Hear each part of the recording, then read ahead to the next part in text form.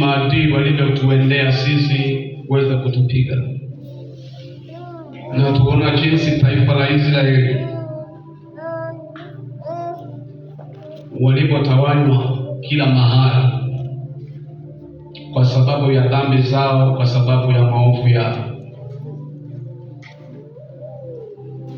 Na tunaona kwamba ukuta wa Yerusalemu ulibomolewa, lakini mtumishi wa Mungu Nehemia aliposikia habari, alipoletewa habari na ndugu yake Hakalia, alipomletea hizo habari za kwamba ndugu yangu, habari za huko Wayahudi wapo, lakini wapo kwenye hali ya udhaifu, wako kwenye hali ya udhaifu sana, wanapitia dhiki, taabu. Na kuhusu habari za Yerusalemu, ukuta wa Yerusalemu umebomolewa, umechoma moto kabisa. Habari hizo aliposikia Nehemia zilimshituza sana, ndio maana tunaona kwamba akalia mbele za Mungu, akiulilia watu wa Yerusalemu. Tunaona kwamba Nehemia akaanza kuomba rehema, akiomba rehema juu ya taifa lake, juu ya watu wake, alafu akaomba rehema, akaomba toba juu ya familia yake, juu ya maisha yake, akiomba neema, kwambia kwamba nimekuwa na muda tangu nimeanza kuomba, nikiliombea kanisa, nikiliombea rehema za Bwana, nikiomba toba mbele za Mungu. Mungu alikumbuke kanisa lake, na nimepitia makubwa sana, lakini ninapokuambia huwezi kuelewa kwamba wewe unapitia mapito gani.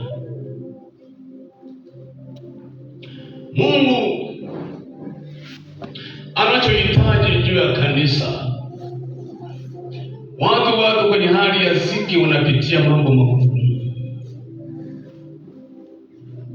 hawako sawasawa na neno la Mungu, hawako sawasawa na njia ya Bwana. Pengine Mungu, nilikuwa nataka nifundishe somo la Roho Mtakatifu, watu waelewe Roho Mtakatifu, na nilikuwa nikiomba kanisa lipate kupokea nguvu ya Roho Mtakatifu, lakini Mungu akaleta ujumbe wake tofauti, kwamba kanisa halitaweza kupokea nguvu ya Roho Mtakatifu.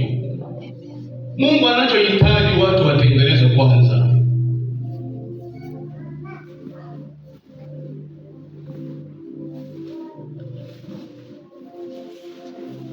watengeneze kwanza,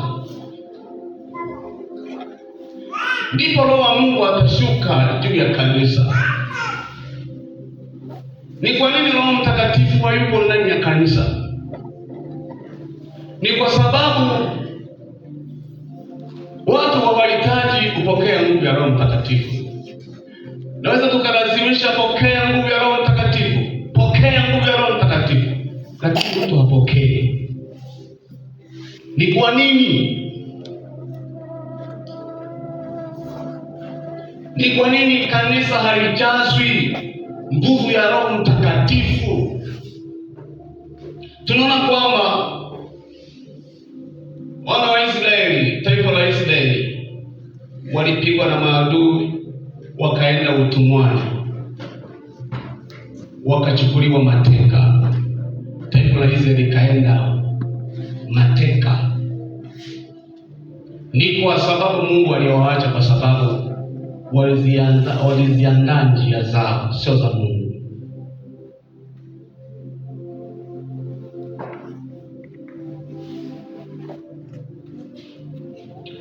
Ukisoma Nehemia sura ya 2,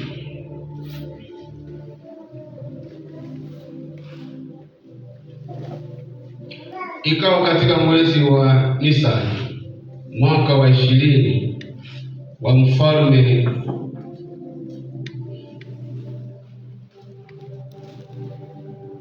Artashasta na divai imewekwa mbele yake,